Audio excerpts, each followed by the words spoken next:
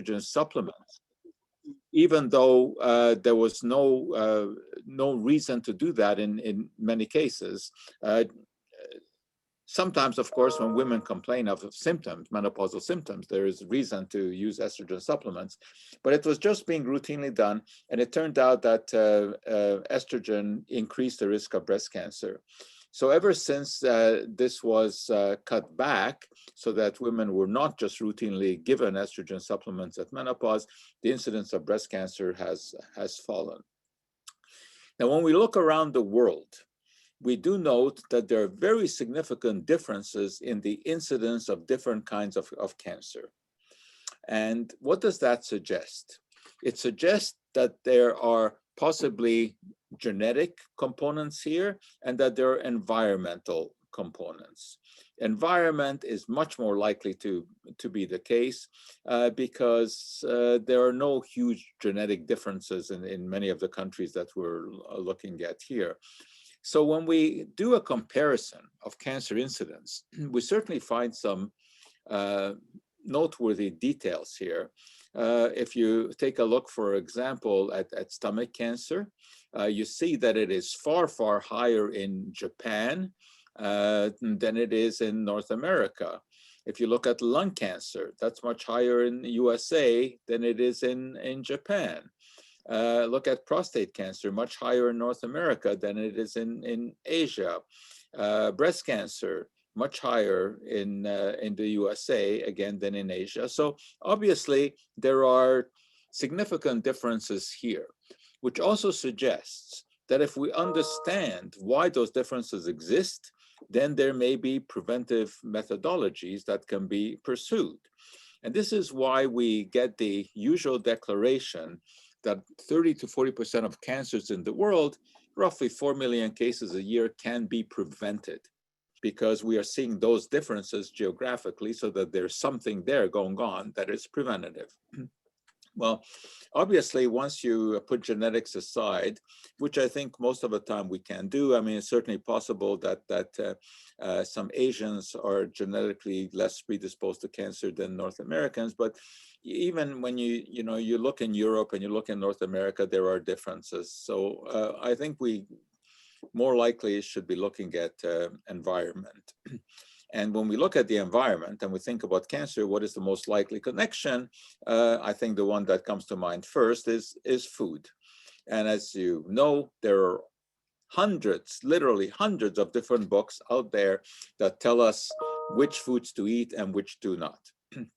However, it is also very, very important to look at the data as a whole, because if you cherry pick, you can find single foods that will have studies backing it up as being a cause of cancer and as a preventative of cancer. Let me give you an example here.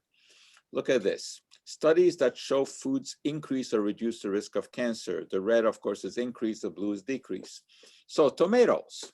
Yes, we have more studies showing that they decrease the risk of cancer, but you also have some studies show that they increase it.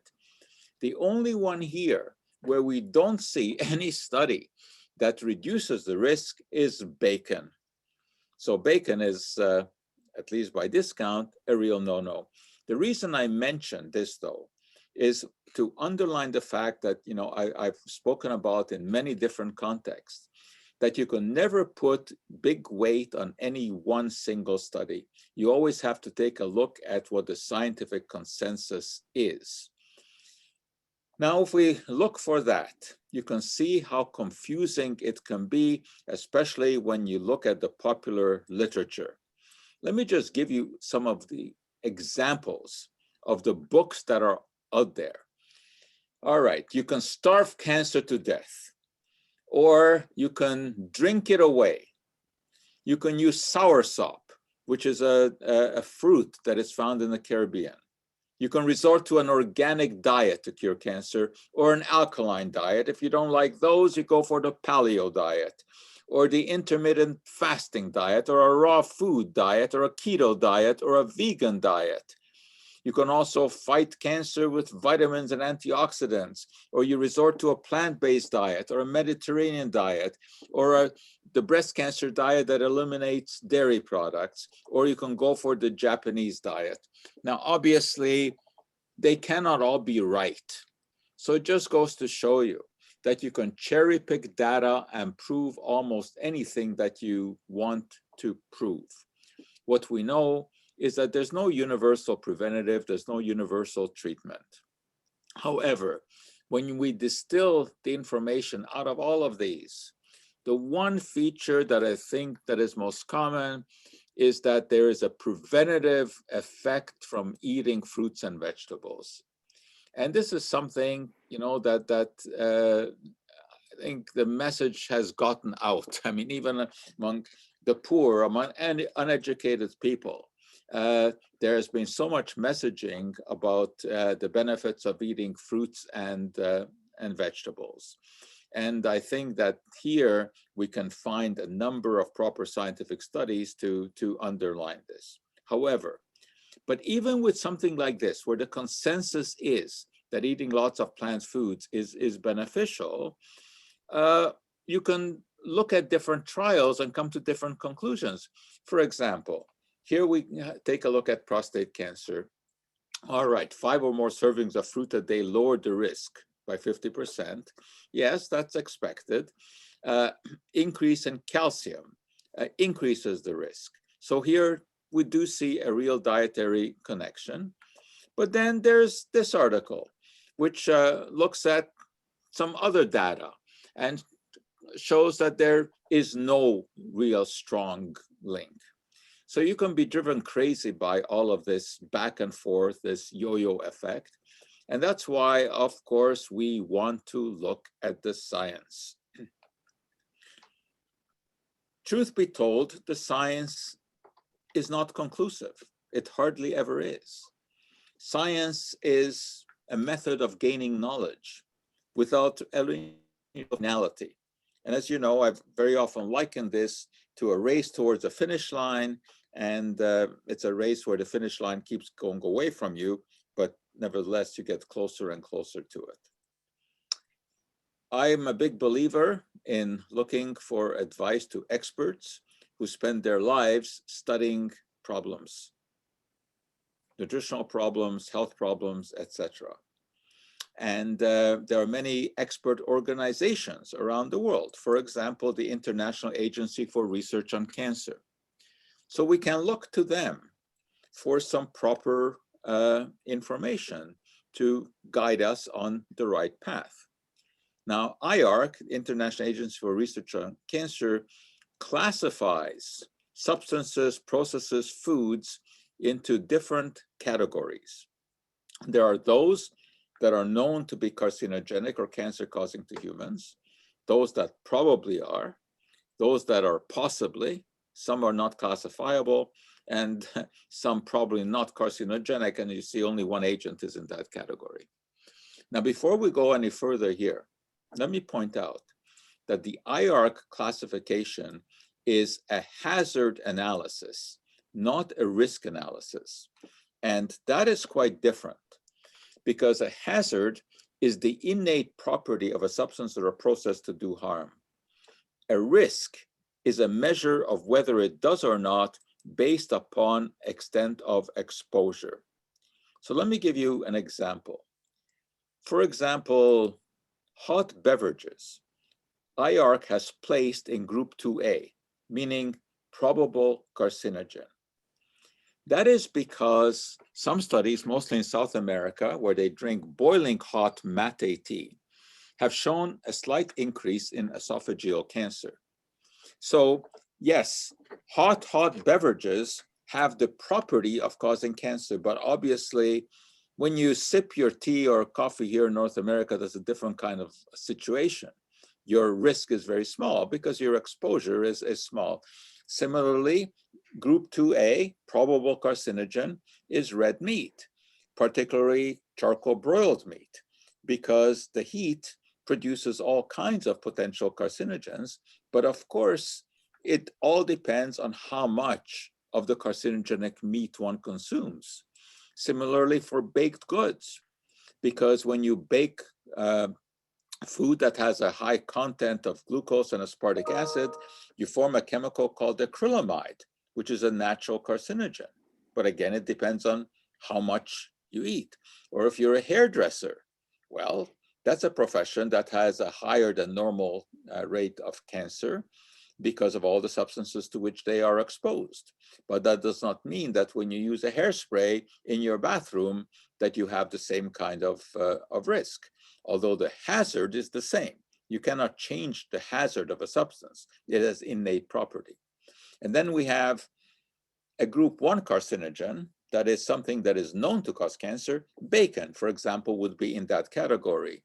And this, of course, is a more serious business because here it is documented to have the ability to cause cancer. But of course, we still have to take dosage into account. Similarly, for alcohol, which is in the same category, it's a number 1 carcinogen, meaning that it is known to be capable of causing cancer. It's not a maybe. Alcohol can cause cancer of the esophagus, of the mouth, breast cancer. But once again, it is always a question of exposure. So you have to be careful with the IR classification. Remember that it is based on hazard. So when we put bacon into category 1, it is because it has been categorically shown that under some situation in animals, it can cause cancer. It doesn't mean that it does so if you have a couple of strips of bacon once a week with your eggs. What we also know is that overweight is a real risk factor for virtually every kind of cancer. So obesity, independent of anything else, increases the risk of cancer. Now then, of course, we have the question of whether or not there's a threshold effect. So I just told you that alcohol is in category 1, a known carcinogen. So what does that mean? Because I said that risk is a measure of hazard and exposure. Is there a threshold effect? Is there a dose below which alcohol is totally safe to drink? Well, we know that alcohol increases the risk of cancer of the mouth, the larynx, the esophagus, liver, breast. But what is worrisome here is that there does not seem to be a threshold effect. That is, there does not seem to be a minimal dose of alcohol below which the risk goes to 0. The risk becomes very small. However, if you want to totally avoid risk, then you have to avoid alcohol totally. On the other hand, as you know, red wine, for example, has some benefits. It contains resveratrol, a chemical that potentially has anti-cancer effects. So you have to be careful about going on a limb in either direction here. I don't think that it is totally necessary to avoid alcohol because let's face it, there's more to life than worrying about every drop that you drink. You also have to try to suck pleasure out of life. And for many people, alcohol does that. Of course, for many, it's too great a pleasure and they overindulge. So if a little bit is good, it doesn't mean that more is better. In fact, in this case, obviously, that is not the rule. So we want to limit the amount of alcohol that we take in. Alcohol is a known hazard. And of course, it is also risk because there is a degree of exposure associated with it. Similarly, we go with meat. Now, I mentioned that this is also in the category of a probable human carcinogen.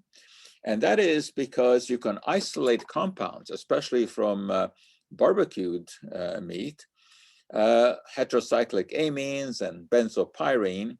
And if you take these compounds and you treat animals, rodents mostly with them, you find that they can induce cancer. So these are known carcinogens.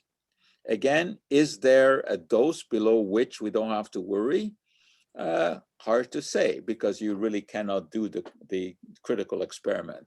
You cannot expose people to known amounts of these chemicals in increasing doses to see at what dose cancer initiates. But it's well known that populations that consume a lot of red meat cooked at a high temperature have a greater incidence of cancer.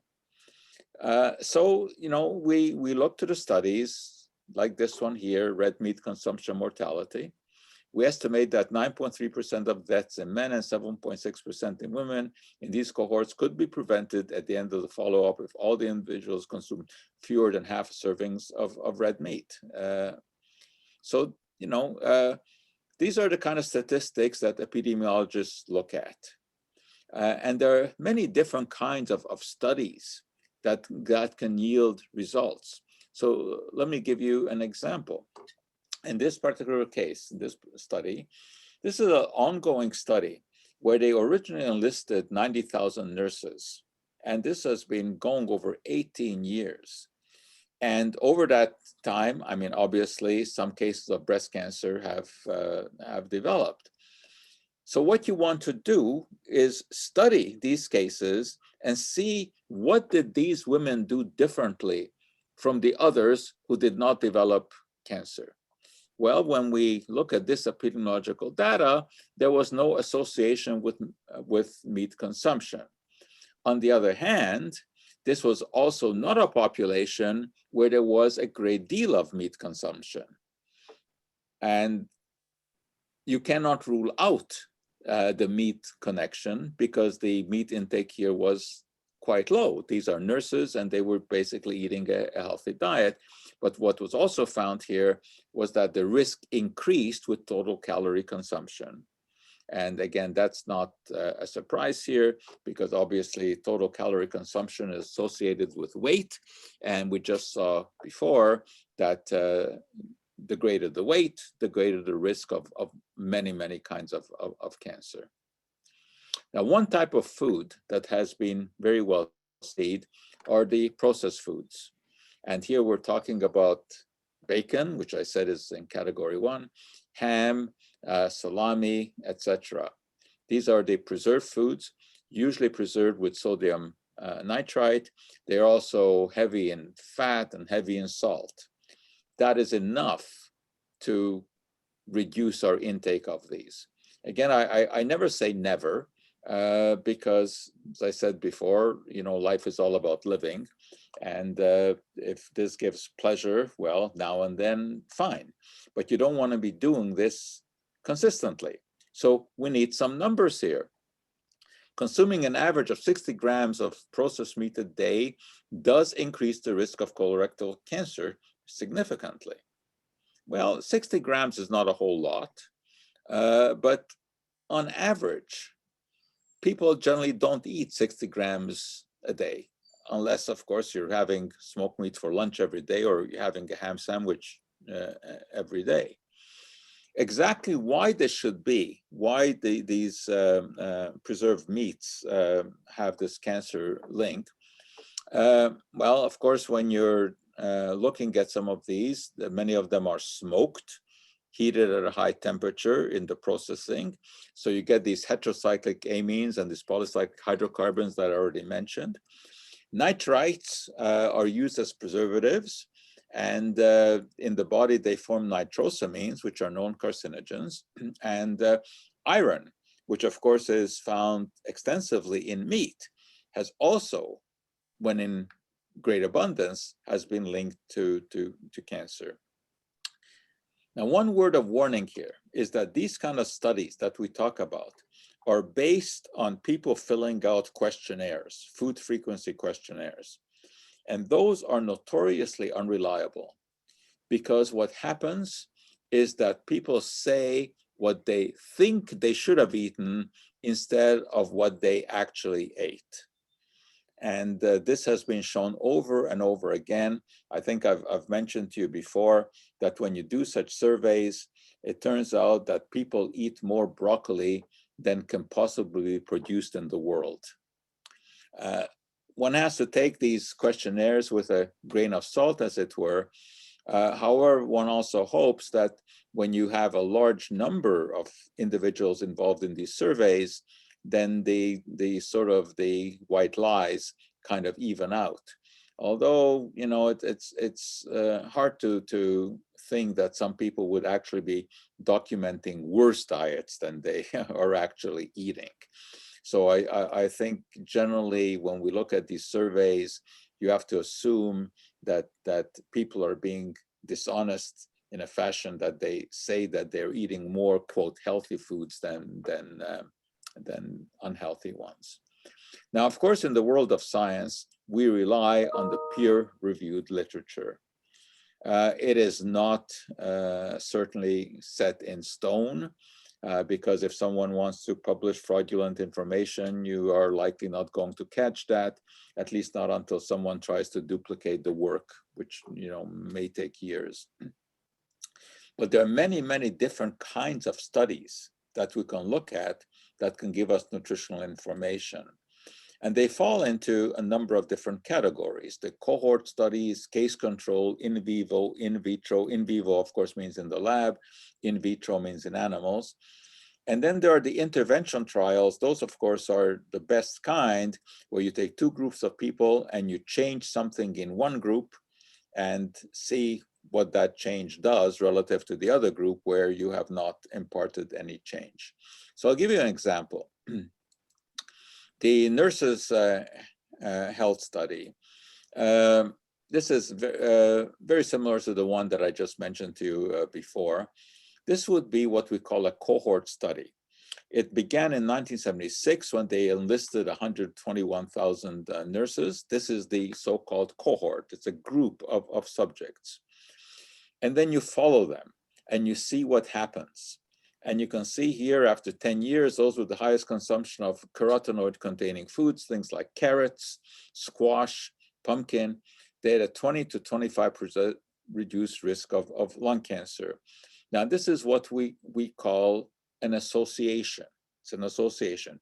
It cannot prove a cause and effect relationship, because perhaps the people who eat these foods also exercise more, or perhaps they just don't eat any meat.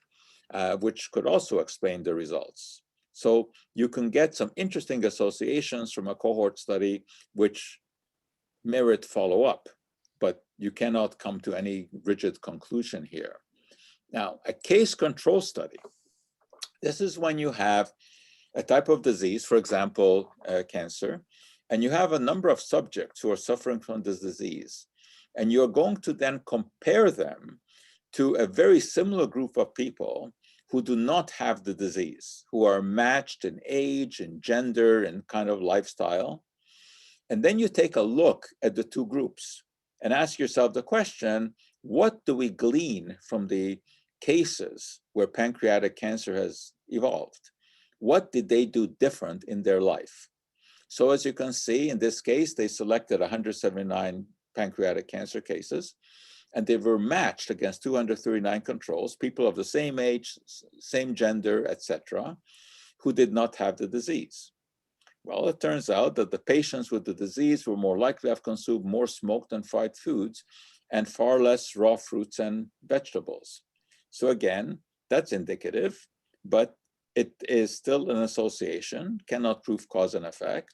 Maybe there was a genetic difference between these two groups, you know, for some reason, and perhaps those who had a poor diet also were less prone to do exercise. But nevertheless, you know, it kind of puts you on the track and says, well, you know, we better take a closer look at what happens when you eat smoked foods like smoked meat. What is there in there that could possibly provide the explanation from what we saw? As you can imagine, when you expose meat to smoke, you are infusing it with numerous compounds. Here's a partial list. These are all the chemicals that are found in wood. And when you burn wood, these end up in the smoke. They get absorbed by the meat. Some of these are worthy of note, things like aldehydes and benzene and benzenes, these are known carcinogenic agents. So there's no question that there could be an explanation here for why eating lots of smoked food predisposes people to cancer. Of course, it doesn't mean that you should never eat such foods. I mean, certainly I'm not going to tell you to totally stay away from Schwartz's, even though they spelled their name wrong. Because once again, you know, it's a source of pleasure in life, but nobody should be eating this every day. This should be a once in a while experience, because aside from the smoke in the meat, it's also very fatty, of course, and it is also high in salt. And if you go and have a smoked meat sandwich, well, you're not going to do it without eating some fries, are you? Of course, it turns out that when you take potatoes and you fry them, as you might imagine, you get some degradation of the oil because of heat. And this gives rise to 4-hydroxytrans-2-noninal. And guess what? That is a known animal carcinogen. If you take this compound and you put it in the food of rodents, they develop cancer. Now, this happens when you heat up polyunsaturated fats. Now, what are polyunsaturated fats? Those are the fats that are derived from plant products. And not only is this noninal potential carcinogen, but it's linked with heart disease, stroke, Parkinson's, Alzheimer's, liver problems, in addition to cancer. Now, this forms when you heat oil, plant oils, to a high temperature. It is much less likely to happen if you are frying in beef tallow. That's a saturated fat. It will not produce that noninal. On the other hand, when you use peanut oil, olive oil, you will. The question, though, here is the temperature. So I don't want to give you the impression that cooking with peanut oil, olive oil is dangerous. It isn't. In fact, it is probably better than the other unsaturated oils, the corn oil, the canola oil, which have more unsaturated fats. By that we mean a certain specificity of molecular structure, double bonds between carbon atoms. So peanut oil and olive oil are less likely to give you the noninal component, but they still give you some. So all kinds of arguments that indulging in fried foods is not a good idea because they do contain these potential carcinogens. But again, let me be very careful here in explaining what we mean by the term carcinogen. A carcinogen is a substance that causes some form of cancer in some animal at some dose. It does not mean that it is necessarily a human carcinogen. First of all, because humans are not giant mice, and second, our basic biology is not identical to mice. So something that might be dangerous in a mouse may not be dangerous in a human, or conceivably it could be vice versa as well. But dosage is what matters. And when carcinogenic tests are done, they usually give the rodents a very, very high dose in order to see whether or not the substance is indeed a carcinogen. But again, doesn't mean that a much smaller dose to which people generally are exposed, that it is a carcinogen. So this is why it's important to understand what is meant by carcinogen.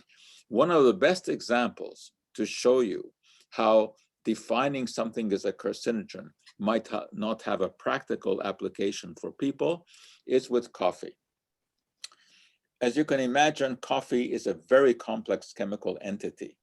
There are over 1,000 different compounds that have been isolated from coffee flavor and from coffee aroma. And among these compounds are known carcinogens. Acrylamide, which I already mentioned, that's the carcinogen that forms in baked goods. Caffeic acid, benzene, styrene, formaldehyde, furfural. What does this mean? It means that if you take one of these compounds, let's say furfural, and you feed it to a test animal, some sort of rodent, you can document the fact that it will develop cancer. But you have to take a look at how much you had to feed.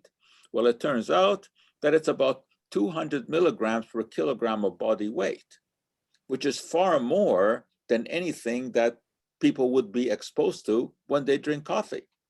So coffee contains a number of carcinogens. And yet, we know that coffee itself is not carcinogenic. If it were, we would know that. There are enough people around the world drinking enough coffee that this would have shown up epidemiologically. It doesn't. So here you have a clear idea that a carcinogen does not necessarily mean that it's a problem for people. It just means potentially at some dose it is. Similarly, acrylamide, which we just saw is a component of coffee, it's a rather simple molecule. And the problem is that it also forms in a rather simple fashion. Whenever you have anything that contains glucose and asparagine, which is a relatively common amino acid, under the influence of heat, you form acrylamide. Well, it turns out, for example, as we just saw, coffee beans do contain glucose and they do contain asparagine. So when you roast coffee beans, you get some acrylamide. So you have a known carcinogen there, because you take pure acrylamide, you feed it to test animals, you can trigger cancer. We also know that when you bake bread, the crust will have some acrylamide because the glucose has combined with the natural occurring asparagine. Does this mean that we should have a label on that bread as containing carcinogens? Well, some alarmists, of course, would say yes. And technically speaking, yes, it does contain a carcinogen. But the dose is such that you would have to eat 6,000 loaves of bread a day in order to match the dose that is given to the animal. So although technically you are consuming a carcinogen, it is very unlikely to have a carcinogenic effect. Of course, if you eat a lot of foods that contain acrylamide, then it can start to pile up. For example, if you're eating a lot of French fries, again, there is glucose and asparagine in there so that you can form acrylamide. And you're drinking coffee and you're eating lots of baked goods. Yeah, it can start to pile up. But there are ways to reduce this. This is a temperature-dependent reaction. And it turns out that if you cook your French fries at 175 degrees, you get about 300 parts per billion of acrylamide. If you just increase that by 5 degrees, you get far more. So the idea here is that you cook at as low a temperature as possible. And that is generally very good guidance. Of course, alarmists tend not to look at numbers. And in California, where they have this Proposition 65, they are required to put warnings on foods that contain carcinogens without paying any attention to the amount that is there. So as you can see here, they will say, cooked potatoes that have been browned, such as French fries, hash browns, baked potatoes, contain acrylamide, a chemical known to the state of California to cause cancer. Okay, well, this is true, but not at the dosage that is present in this particular food. Another comforting feature about acrylamide is that no association has ever been found between occupational exposure and cancer. Acrylamide is a chemical that is used in many products. It is used, for example, as a water-absorbing material. It's mixed into cement. It has other industrial uses. So there are people who are exposed to this in chemical plants and packers, etc. And there's no evidence that they suffer from it. And of course, their exposure to acrylamide is far greater than anyone who eats French fries. So what about the French fry eaters. What about the dietary exposure? This has been studied. So here's a study, dietary acrylamide and cancer of the bowel, kidney, and bladder. Study that was done in Sweden and concluded that there was no relationship. People worry about eating foods that are baked at a high temperature, like the bagels. Well, again, I'm not going to tell you to stay away from bagel. I mean, in Montreal, that would be practically irreligious to say that. But again, this is not something that you want to eat every single day. Of course, there are issues here too about the just excessive intake of calories if you do that all the time. But the bagel will contain some acrylamide.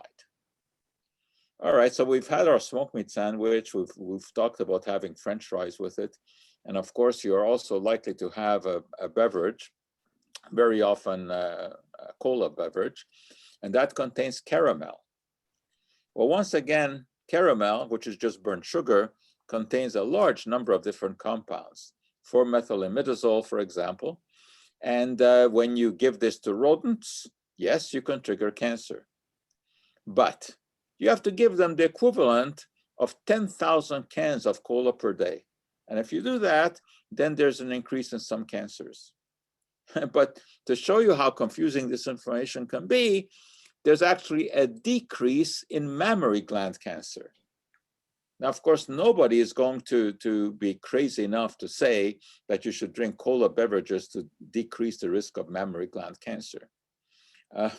Everyone understands that cola beverages are not a particularly healthy food. And in this case, we actually do have some pretty sound epidemiological evidence. And here it is, sugar drink consumption, risk of cancer. And there is, as you can see from the results here, and here's a shortened version of the results, what this study shows, consumption of sugary drinks, including 100% fruit juice, associated with increased risk of oral cancer and breast cancer. Now, here too, you have to be careful about the interpretation. Is it because there's something special about those drinks, or is it that they are just adding calories to the diet, and we've already established that overweight predisposes to cancer? So what's the story here? Is it something special? Do we have to stay away from any kind of sugary drink because it contains some known carcinogen, or it is just part of overconsumption of calories? And that probably is it, because you can see that the consumption of artificial sweetened beverages was not associated with the risk of cancer. And there is a lot of talk out there on the web, of course, about aspartame and other artificial sweeteners as being linked to cancer. But here's a large epidemiological study that showed that, no, that is not the case. So the proper interpretation here is that it is most likely that it is the added calories to the diet that are the problem. But you can so easily twist and turn the data to come up with whatever headline you want to come up with. You can see here that in a specific sub-analysis, the consumption of 100% fruit juice also associated with increase of overall cancer. So that was enough for a newspaper in Scotland, the Scotsman, could come up with the headline, "Just one glass of fruit juice boosts cancer risk, research reveals." Well, that's not exactly what the research reveals. What the research showed is that it is likely that if you overconsume calories from any source, you've increased your risk of cancer. So we've seen what can increase your risk of cancer. What about going in the other direction? What about substances that are anti-carcinogens, that at least in animals or in laboratory can be shown to reduce the risk of cancer? The term that you've probably heard most about is antioxidants. So let me explain a little bit about what this means. Antioxidants are components of food, mostly of plant materials, that can quench the chemical reactions that free radicals in the body engage in.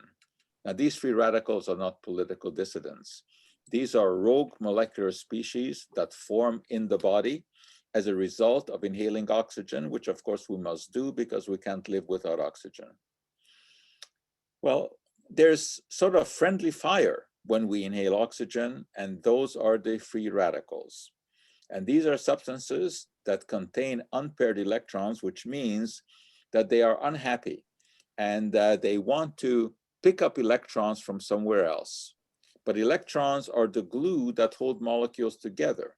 So, for example, if you expose a protein or a nucleic acid to a free radical, it is likely to steal an electron from it, and that will unnerve that protein or that molecule of DNA. It will start to fall apart because you've removed some of the glue that holds the atoms together, and therein lies disease.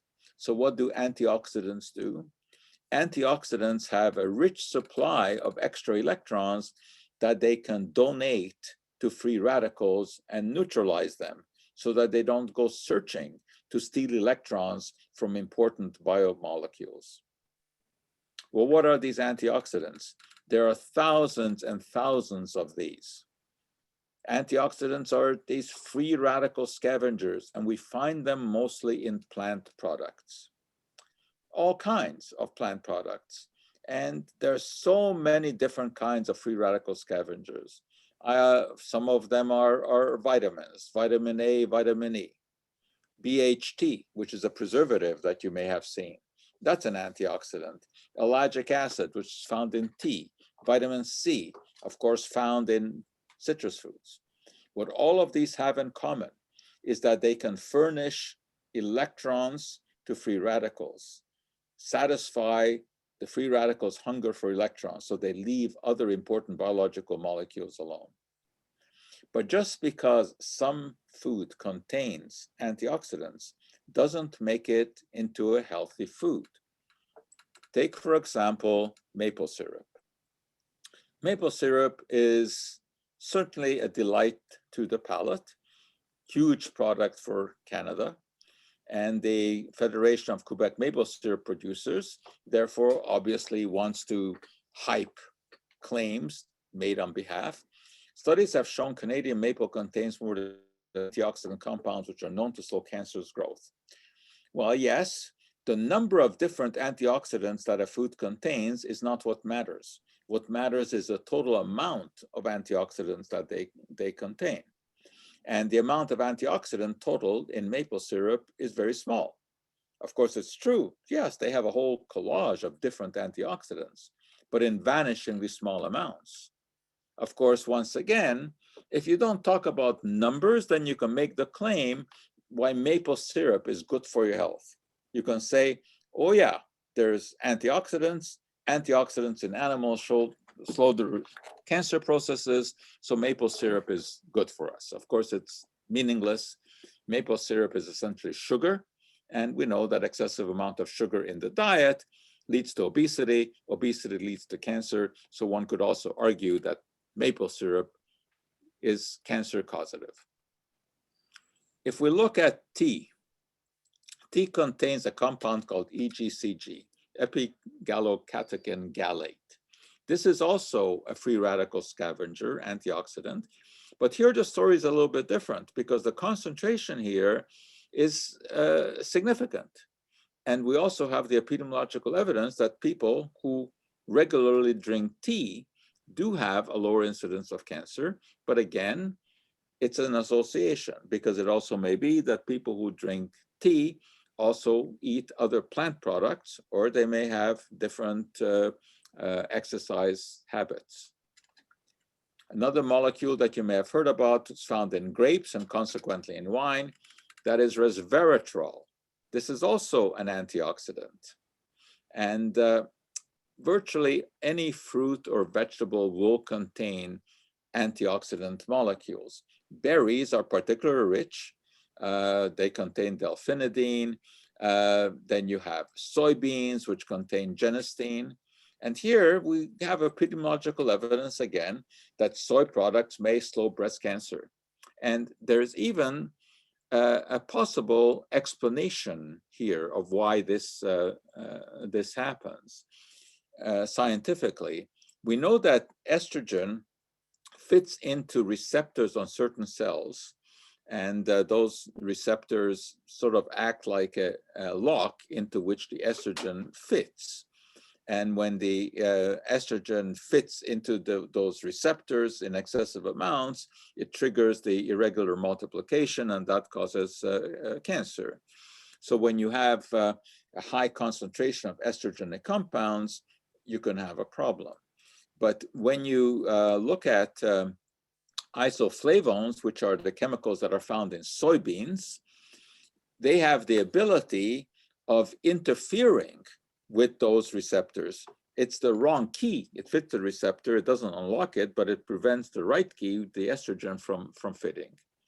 So it is not surprising that we do have studies that show that soy consumption is associated with a reduction in risk of various cancers, including here prostate cancer. And but again, you know, you've got to look at this in detail, because there are subtleties in these studies.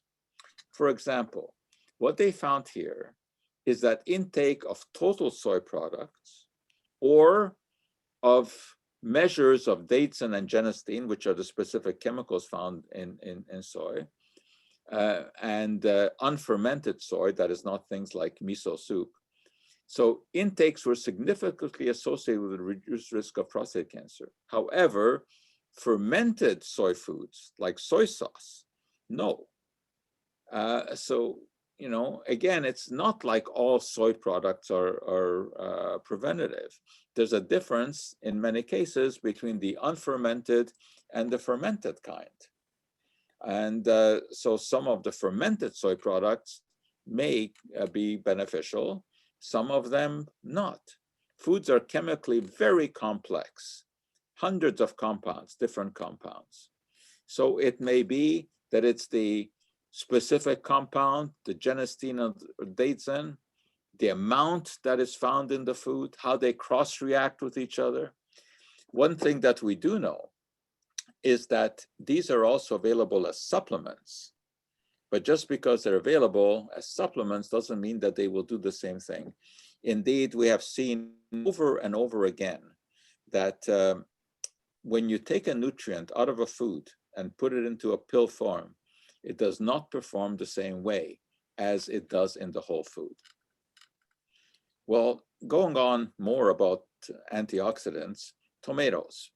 They contain a different kind of antioxidant. These are the so-called carotenoids. For example, lycopene, which is the compound that is responsible for the red coloring of tomatoes. There have been a number of studies on this because there have been hints that people who eat a lot of tomato products have reduced risk of cancer. This study, Wayne State University, human intervention trial, where they actually took patients. Now, 15 is not a large number anyway, but it's enough to you know, make it somewhat interesting. So they were given 50 milligrams of lycopene twice a day prior to surgery, and when compared with patients given a placebo, tumors were smaller, showed reduced malignancy. So yeah, there's no reason not to eat tomatoes. But again, we don't want to you know, give the message that it's some kind of miracle food. In this particular study, it you know, corroborated, compared with men consuming less than 1.5 servings a week, those eating more than 10 servings of tomato products a week had a reduction in prostate cancer risk. This, however, does not mean, as the tabloids would have us believe, that ketchup prevents cancer. Now you see the game that they play here. They found a study that showed that consumption of tomato products reduces risk. Ketchup is made of tomatoes, and therefore ketchup prevents cancer. Well, no. Ketchup is mostly sugar, and that is not conducive to preventing cancer. On the other hand, when we look at flaxseed, which contains compounds called lignans, here we have a very interesting story, because these are estrogen-like compounds. So one would think that because they are similar to estrogen and we just saw that estrogen can increase the risk of breast cancer, that this would be a risk factor. Whereas in fact, it is quite the opposite. Because first of all, lignans, although they may be estrogen-like, they also have antioxidant properties. And although they are estrogen-like, they're not estrogen identical. So we have a situation here where these lignans can fit those estrogen receptors, but they may not have the same estrogenic activity, but they still will block the body's natural estrogens from fitting in there. So it's not surprising that we see studies where the effects of dietary flaxseed reduces the risk of breast cancer. And for this study here by Lillian Thompson, University of Toronto, actually showed that breast cancer patients given 25 grams of ground flaxseed every day in the form of muffins had a reduced risk of recurrence of the disease. And this is really the first time that anyone showed that with breast cancer, the potential dietary modification, that is with flaxseed, it reduces tumor growth. So, you know, here's something that is worthwhile taking a look at. There's nothing wrong with eating flaxseed. May not be a miracle, but incorporating it into a diet is a good thing to do. Then there are stories, of course, also about garlic. You've heard, I'm sure, many of these about it having magical properties. Well, indeed, it's interesting. It looks like the Italians, who have a low rate of stomach cancer, at least in northern Italy, where they eat a lot of garlic. So one thinks, you know, could that be related? It's an association. You got to look further. Well, looking further, looking at Puerto Rico, for example. And here what they found was that when they looked at the population, those people who had a diet that had high frequency of intake of onion and garlic had indeed a lower incidence of cancer. The suggestion is that it is a compound in garlic called allicin, which is released when you chop garlic, that has this effect. And yeah, you find scientific studies. Here's one. I like this one. It's a case control study in Puerto Rico, which means they looked at breast cancer patients and they compared them to patients who did not have any kind of cancer, and they looked at the diet. And what it showed is that they ate a lot of tomato products, they ate a lot of garlic, and they ate a lot of onions. And most significantly, in Puerto Rico, they have a food that almost classifies as the national food, which is sofrito. And that is made with green peppers, onions, cilantro, and garlic, lots of garlic. This is something that, of course, you can make yourself. There are the ingredients. You can look up the recipe on the internet. I particularly like this study because this food is very similar to one of my favorites, which is a Hungarian dish called lecho, which is a tomato and pepper stew. And yeah, I would like to think that that has health properties. Another one, when we're talking about anti-carcinogens, you probably have heard of is turmeric, and specifically a component in it called curcumin, which can be isolated from the root of the plant. It's actually yellow powder. And in animals, yes, it has some anti-cancer properties. But you know, when you, once again, you take a look at the human studies, there's no consistency. Higher oral doses, you know, generally are not bioavailable. Curcumin is very difficult to absorb. I think most of the stuff that is published about turmeric is a lot of hype. I think less so with broccoli. When you chew broccoli, it releases a compound called glucoferrin, which converts to sulforaphane. That certainly has anti-cancer properties. It induces the formation of what we call phase 2 enzymes, which remove dangerous toxins from the body. And there are trials here too, where people have been, or animals at least, have been given broccoli extract, that is sulforaphane, and then exposed to a known cancer-causing agent. and find that 70% of control rats develop cancer, twice as many as in the animals fed broccoli extract. Studies keep coming, often confusing. In this case, frequency of organic food consumption. People who eat organic food supposedly have 25% less likelihood of getting cancer. But you know what? In science, we say that the devil is in the details. So if we look at the details, yes, we see that people who've eaten organic foods have a lower incidence of certain cancers. You take a close look at this data, and you find that, well, it's not exactly the way it first seemed. Why? Because while there is something there, look at the detail, this was so among participants who had a diet of high overall quality, namely eating lots of fruits and vegetables, and in those there was no difference in cancer rates. So as long as you're eating enough fruits and vegetables, it doesn't really matter which kind you're eating. There's no difference. So what's the takeaway message here? The takeaway message is eat your fruits and vegetables, whether they're conventional or organic.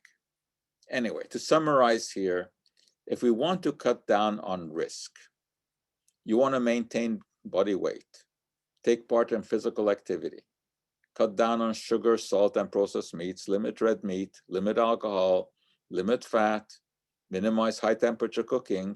Spices are particularly high in antioxidants, and eat your 5 to 10 servings of fruits and vegetables a day. So, although we've spoken here for about an hour, I gave you lots of details, we can summarize. It's a pretty easy summary. When it comes to diet and cancer, you don't want the processed foods. You don't want the high fat, the high salt foods. You want to steer yourself towards a plant-based diet. I don't think it has to be exclusively plant-based. I think that sometimes you guide yourself by taste as well. But this is the conclusion that we're coming to more and more as we look at more and more studies, is that the closer we are to a plant-based diet, the better off we are in every possible way. So once again, like I always tell you, you can check our website for more information. There's lots of really good information there. You can sign up for our free newsletter. And if you missed the Chartier Public Science Symposium, which we had last Monday and Tuesday, including Dr. Paul Offit, who's one of the world's leading experts on vaccines and COVID, you can go to the website and you can, from there, find how you can look at those recorded lectures. And I think that you'll enjoy them. We had very good attendance for these. And we looked at not only COVID and vaccines, we looked at what happens to your body after you're gone. We took a look at what happens to your brain in order to keep it active, and also whether or not it's possible to speak to the dead. Anyway, you can go to the website and then you'll be guided to our YouTube channel, which is youtube.com/McGillOSS, and you can see all kinds of videos, including the Chartier Public Science Symposium from last Monday and Tuesday. So that's our look at diet and cancer today, and I know it's interesting and sometimes confusing, but the bottom line is pretty simple. Eat mostly plant foods. Okay, if you have any questions, we can certainly try to handle them.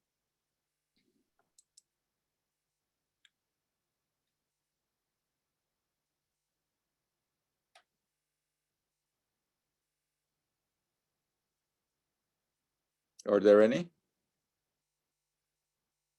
Not yet, Dr. Joe. As Dr. Joe said, if you have a question, feel free to either put it into the Q&A in Zoom, or you can raise your hand and we'll make sure Dr. Schwarcz gets your question.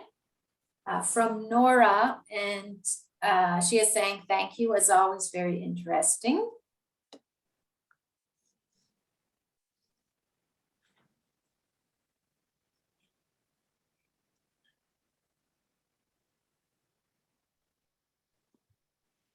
Hello. Oh, thank you.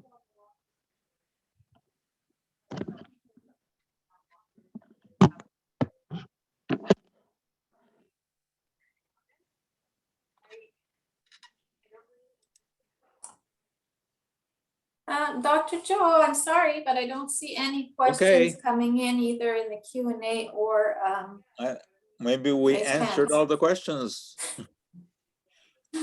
Thank you very much for your time, and thank you everyone for tuning in. We'll see you next time. Bye. Bye-bye.